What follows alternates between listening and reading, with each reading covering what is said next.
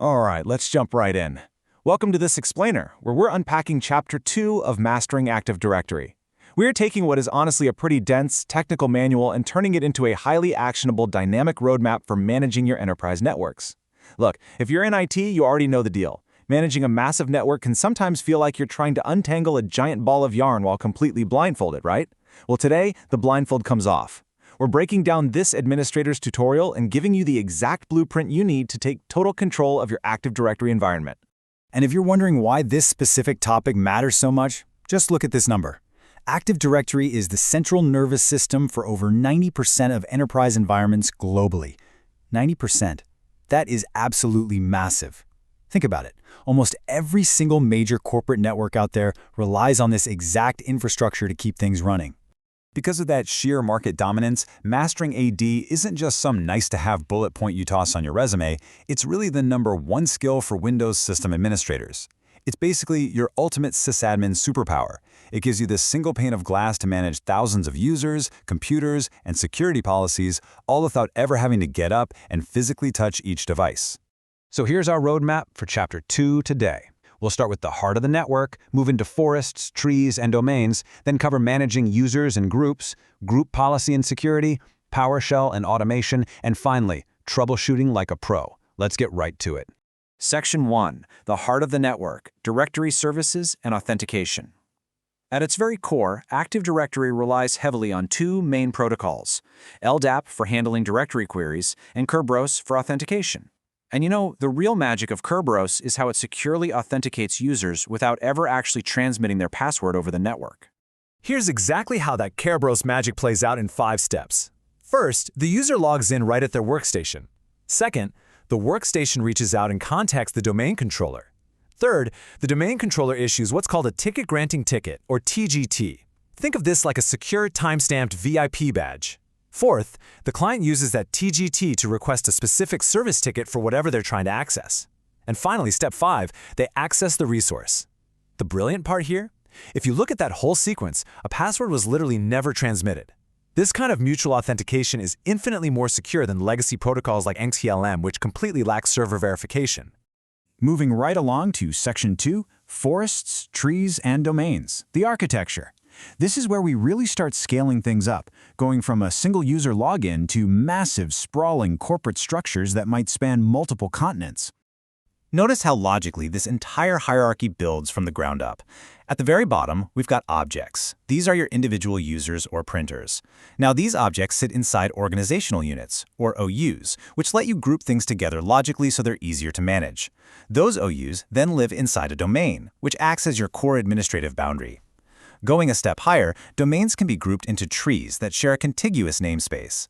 And ultimately, the whole shebang sits inside the forest, which is your top-level security boundary sharing one single overarching schema. But how exactly do these different domains actually talk to each other? Well, that happens through trusts. Intra-forest trusts are automatic, two-way, and transitive. What that means is, if domain A trusts domain B and B trusts C, well then A automatically trusts C. It creates a seamless web of access. External trusts, on the other hand, are a totally different beast. They're strictly manual, usually one-way, and non-transitive. You're generally going to use these restricted external trusts when you need to integrate with a completely separate organization or maybe some legacy non-AD system. All right, on to Section 3, Managing Users and Groups, Delegation and Access. So, we've built the house, now we have to figure out who actually gets the keys. This is all about the practical, day-to-day application of grouping people and applying the rules.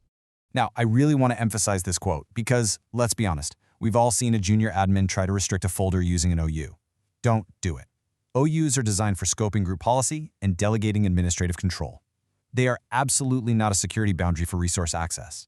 If you need to control who can get into a file share, you have to use security groups, not OUs. It is a super common mistake, so just make sure you don't confuse the two.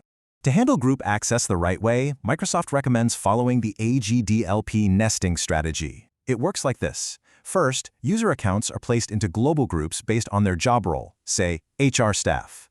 Next, those global groups are nested inside domain local groups, which represent the actual access to a resource, like HR file share read. And finally, the permissions are applied directly to that domain local group, just once, on the server itself. So why is this such a game changer? Because when someone changes roles or leaves the company, you just swap out their global group. You never have to go digging through hundreds of server folders trying to manually update individual access lists. It is a huge time saver. That brings us to Section 4, Group Policy and Security, Enforcing the Rules. Group Policy Objects, or GPOs, are essentially how you push specific settings out to thousands of machines all at the exact same time.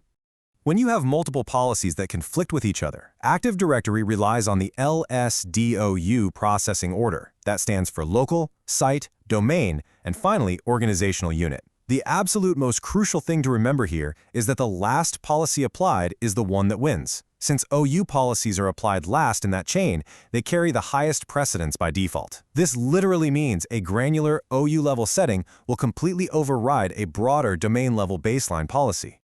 But here's the thing. Group policy alone isn't enough to secure a modern network. You also need solid architectural security, and that's exactly where the Microsoft tier model comes into play.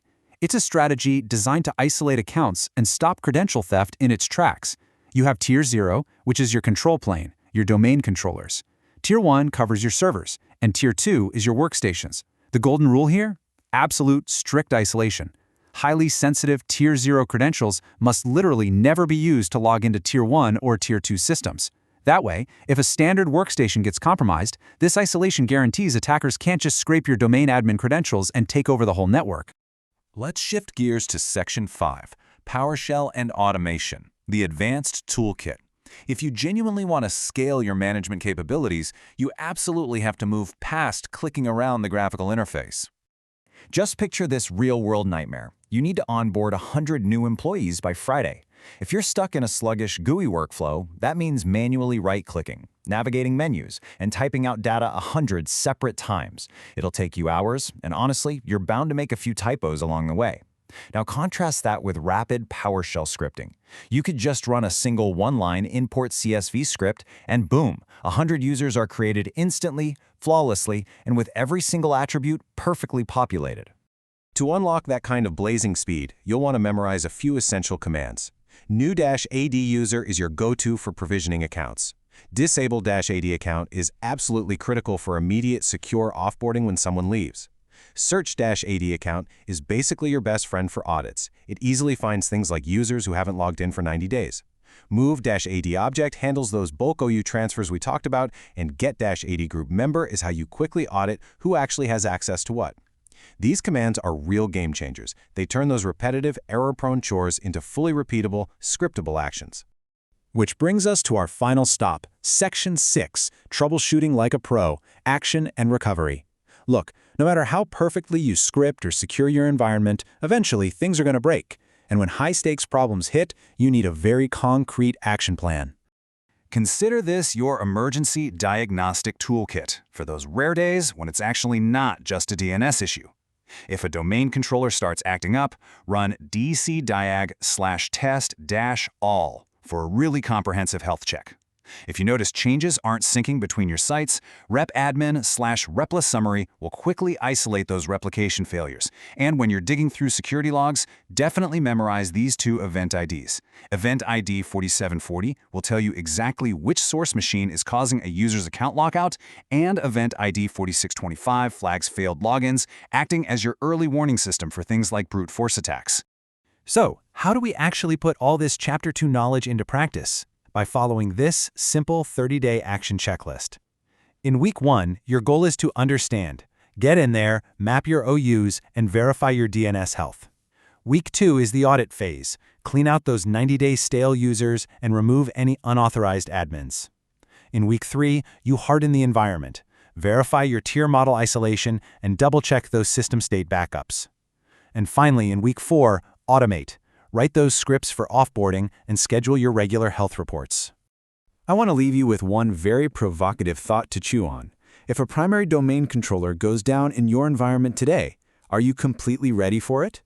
Taking control of Active Directory isn't just about perfectly clicking through a bunch of menus. It is all about mastering your architecture, locking down security, and having total preparedness. Take this roadmap, apply that 30-day checklist, and turn your Active Directory from a chaotic, tangled web into a fortified, automated stronghold. Thanks so much for exploring this explainer with me, and I'll catch you in the next one.